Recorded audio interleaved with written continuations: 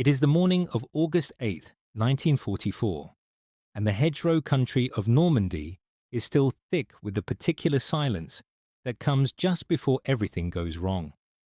A German infantry company is dug in around a cluster of farm buildings near the village of Fontenay-le-Marmion, south of Caen. They have been fighting for 2 months.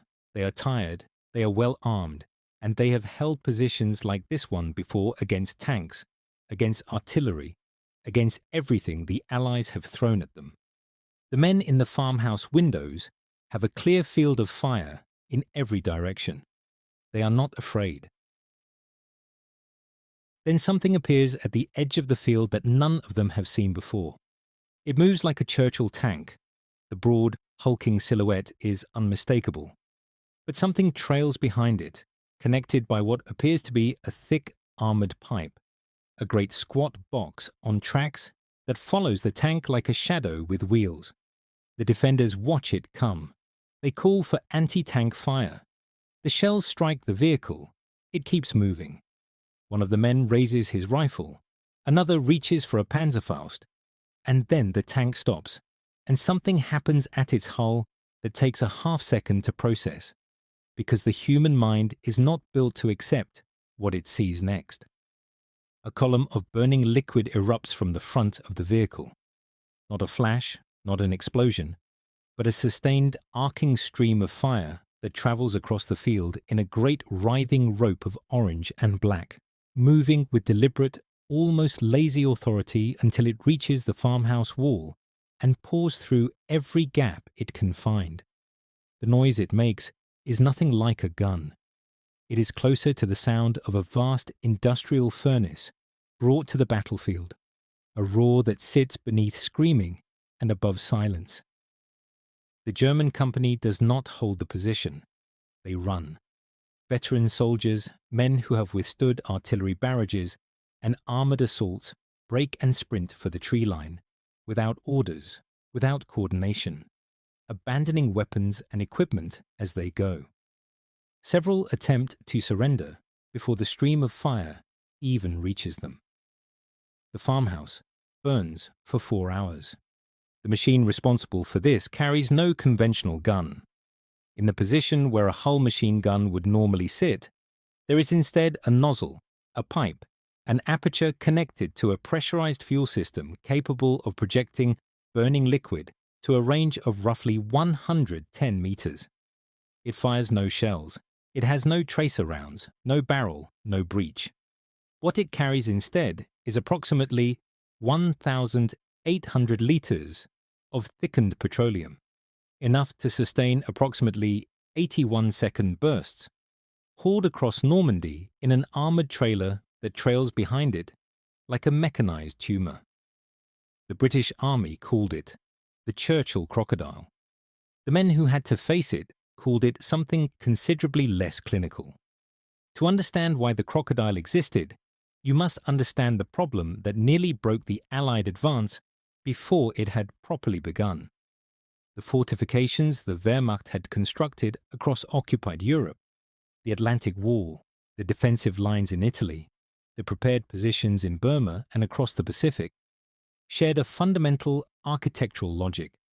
They were designed to be impervious to the weapons that armies actually carried. A concrete bunker with a meter-thick wall and a narrow firing aperture is not meaningfully threatened by small arms fire. It is not meaningfully threatened by mortar rounds. Even direct hits from artillery shells could leave the occupants shaken but functional, protected behind walls that were engineered specifically to absorb exactly that kind of punishment. Tanks could approach these positions, but the geometry of tank gunnery created a cruel paradox. To bring a tank's main gun to bear on a bunker's aperture, the only genuinely vulnerable point, the tank had to expose itself to the anti-tank weapons positioned precisely to cover that approach. The defenders had thought this through. They had spent years thinking it through. Every sightline, every angle of approach, every likely avenue for armoured assault had been plotted and prepared. The result was a defensive architecture that made attacking a fortified position a transaction in which the attacker invariably paid an enormous price for results that were, at best, uncertain. Conventional flamethrowers existed, of course. Portable units had been in service since the First World War, and both sides carried man-portable versions in the Second Conflict. But a man carrying a flamethrower is a man who must walk to within 20 or 30 meters of the position he intends to burn, across ground that is being actively swept by every defensive weapon available. The casualty rates among flamethrower operators were extraordinary. The weapon worked occasionally when everything else had already failed and someone was willing to die to use it. What was needed was something that could project the same effect from a range at which the operator could survive.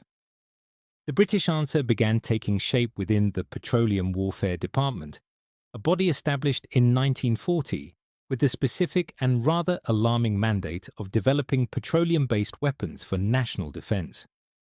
The department's early work had focused on defensive applications, flame barrages and pipeline systems intended to incinerate any German landing force on the beaches of southern England. As the strategic situation shifted and the prospect of offensive operations grew, the department's remit expanded accordingly. The question they turned to was straightforward in principle and nightmarish in practice. How do you put a vehicle-mounted flamethrower on an armored platform that can survive long enough to use it? The solution they developed centered on the Churchill Mark 7, the latest iteration of the infantry tank that bore Winston Churchill's name. The Churchill was not the fastest or most elegantly designed tank in the Allied inventory, but it had virtues that were directly relevant to this application. Its armor was thick, its tracks were wide, and its ground clearance was reasonable. It was, above all, a vehicle that could absorb punishment and keep moving, which was exactly the quality required in a platform that would be advancing towards fortified positions specifically designed to destroy it. The modification that created the Crocodile was, in essence, an act of substitution and addition. The hull machine gun, a Bisa, mounted in the front left of the tank, was removed entirely and replaced with the flamethrower nozzle and its associated feed pipe. The tank's 75mm main gun was retained, but it was not the main gun that defined the Crocodile as a weapon system. What defined it was the trailer. The Crocodile trailer was itself an engineering achievement of a particular kind, the kind that nobody particularly wants to have to design. It weighed approximately 6.5 tons when fully loaded, and it carried roughly 1,800 litres of what was designated flame fuel number 6, a mixture of diesel oil thickened with a proprietary agent that gave the fluid sufficient viscosity to travel in a coherent stream rather than dispersing into a fine mist. Untreated fuel disperses. Thickened fuel clings. The distinction is critical. A stream of thickened burning fuel enters a bunker aperture and stays there, coating the interior surfaces, flowing into corners, finding the gaps between sandbags and the spaces beneath firing platforms. It transforms the inside of a fortification from a shelter into a crematorium in approximately 2 seconds. The fuel was transferred from the trailer to the nozzle through a feed pipe that ran beneath the tank's hull, connected via a coupling that could be jettisoned by the crew from inside if the trailer was struck, and became a liability. This was not a theoretical precaution. A burning trailer attached to your tank was one of the more immediate problems a crew member could face, and the British engineers had thought carefully about making its separation both rapid and achievable under combat conditions. The nitrogen propellant system that pressurized the fuel to produce the flamethrower's range was housed within the trailer alongside the fuel itself, which meant the trailer was, in any meaningful sense, a very large bomb on wheels being towed across active battlefields. The crews who operated Crocodiles were aware of this. They operated under standing orders that most soldiers in the British Army would have found somewhat clarifying about the nature of their assignment. German forces had made clear through both official policy and battlefield practice, that flamethrower operators could not expect the protections normally afforded to prisoners of war. The Crocodile crews carried this knowledge into every engagement. Several crews, it is documented, carried personal firearms that were intended for use upon themselves rather than upon the enemy, should capture become inevitable. This was not melodrama, it was rational preparation. The 79th Armoured Division, commanded by Major General Percy Hobart, was the formation responsible for deploying the Crocodile and the other specialized armored vehicles that became collectively known as Hobart's Funnies. Hobart was a difficult man in the way that genuinely original military thinkers frequently are. Abrasive, certain of his own judgment, and almost entirely correct. He had been forcibly retired in 1940, only to be recalled personally by Winston Churchill after it became apparent that the conceptual gap in Allied armoured doctrine, the absence of machines designed specifically to solve the problem of fortified defences, was going to cost lives at a scale that conventional solutions could not address. The 79th Armoured Division was Hobart's answer to that gap, and the Crocodile was among its most devastating expressions. The production of Crocodile-converted Churchills proceeded under the considerable secrecy that attended most specialized weapons development during this period. Exact figures remain partly classified or disputed, but estimates generally place the number of Crocodile-equipped tanks deployed by the end of the war at somewhere between 800 and 1,000 vehicles, with the trailers produced in somewhat larger numbers to account for combat losses to the trailer system specifically. The conversion work was carried out at various facilities across Britain, and the completed vehicles were shipped to operational theatres in conditions of considerable operational security. German intelligence, for most of the conflict, did not have an accurate picture of what was coming. If you are finding this interesting, a quick subscribe helps more than you know. The Crocodile's first major operational test came during the weeks following the Normandy landings in June 1944, when the breakout from the beachhead stalled against precisely the kind of fortified rural positions for which the weapon had been designed. The villages and farm complexes of the Bocage country presented the Allies with an infantry nightmare. Dense hedgerows that channeled movement into predictable corridors, stone buildings that served as natural fortresses, and an enemy who had had years to prepare his defensive positions and several months to reinforce them once the invasion became inevitable. The Crocodile's effect in this environment was not primarily mechanical, it was psychological. The weapon certainly cleared positions. It killed the occupants of fortifications, destroyed equipment, collapsed rooflines.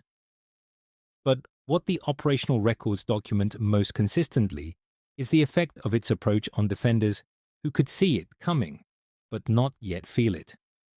German infantry who recognized the distinctive silhouette of the Crocodile, with its trailing armored tender, frequently chose surrender over continued resistance before the weapon was even brought into action.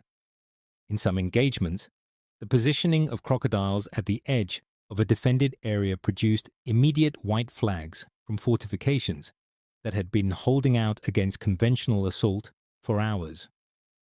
This was not cowardice, it was a rational calculation. The Geneva Convention's provisions on prisoners of war offered certain protections. The inside of a burning bunker offered none. Men who had decided to fight to the last against artillery and armour concluded, with remarkable consistency, that the Crocodile represented a category of threat that changed the equation entirely. The weapon saw significant action during the later stages of the Normandy campaign and in the subsequent operations across northern France and the Low Countries. At the Battle for the Scheldt Estuary in the autumn of 1944, Crocodiles were employed against the fortified positions on the South Beveland Peninsula and Walcheren Island, supporting operations to clear the approaches to Antwerp. The island of Walcheren in particular, defended by German forces dug into coastal batteries and inland strongpoints, and accessible only across flat, flooded polderland that offered almost no cover, presented the kind of tactical problem for which the Crocodile was specifically suited.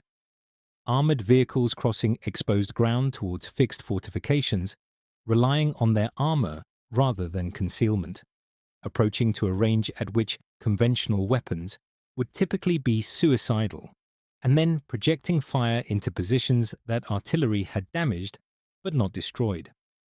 By the time of Operation Plunder, the crossing of the Rhine in March 1945, the Crocodile had accumulated a reputation that preceded it into every theatre of operations. German commanders issuing orders to hold positions against British and Canadian forces were issuing those orders knowing that the force opposing them might include vehicles capable of burning their soldiers alive inside their defensive works. This knowledge shaped defensive decisions. It influenced the threshold at which surrender became acceptable. It changed the mathematics of resistance in ways that are genuinely difficult to quantify, but impossible to dismiss. The German military's own flamethrower tank program offers an instructive comparison. The Flammpanzer III, the Wehrmacht's primary armoured flamethrower vehicle, was based on the Panzer III chassis and mounted two flamethrowers in place of the main gun. It was deployed in small numbers during the early campaigns in France and the Soviet Union, and was by no means ineffective. But the Flammpanzer III carried a fuel range of roughly 60 litres per flamethrower, a fraction of the Crocodile's 1,800-litre reserve, and its effective range was limited to approximately 60 metres, roughly half of what the British vehicle could achieve. Production was limited, and by the time the war reached the stage at which specialized assault vehicles were most critical, Germany's industrial capacity was already being systematically dismantled by Allied bombing.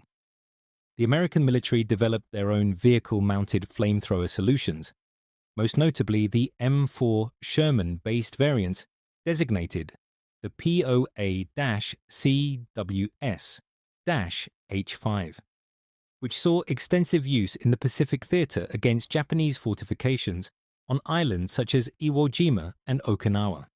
The American approach was broadly effective in that context, but the engineering integration was less refined than the British trailer system, and the fuel capacity, while significant, did not match the Crocodile's operational endurance. Several Allied nations observed the British design and incorporated elements of its philosophy into their own post-war development programs. The Germans themselves attempted to capture and analyze Crocodile systems on several occasions. The armored trailer, when examined, was reportedly described by German engineers as technically straightforward, but practically ingenious. The kind of solution that appears obvious in retrospect and is actually quite difficult to arrive at, because it required accepting that the most useful component of the weapon system should travel outside the protection of the main vehicle's armor, exposed and vulnerable, connected by a pipe that was also exposed and vulnerable, in exchange for a fuel capacity that made the whole enterprise operationally worthwhile. The Crocodile's legacy in purely material terms is difficult to calculate with any precision, and historians who attempt to do so tend to reach for the word significant and then fall quiet. The fortifications it destroyed, the casualties it inflicted, the positions it cleared can be itemized in the operational records where those records survive. What cannot be itemized is the surrender that did not have to be fought for, the resistance that evaporated at the sight of a particular silhouette on the horizon, the hours not spent attacking a position because its occupants decided the mathematics had changed. These effects are real. They are documented in enough individual accounts to be beyond serious dispute. They are simply not the kind of effects that fit neatly into columns. What can be said with confidence is that the Churchill Crocodile accelerated operations that would otherwise have required either significantly greater casualties or significantly greater time, and often both.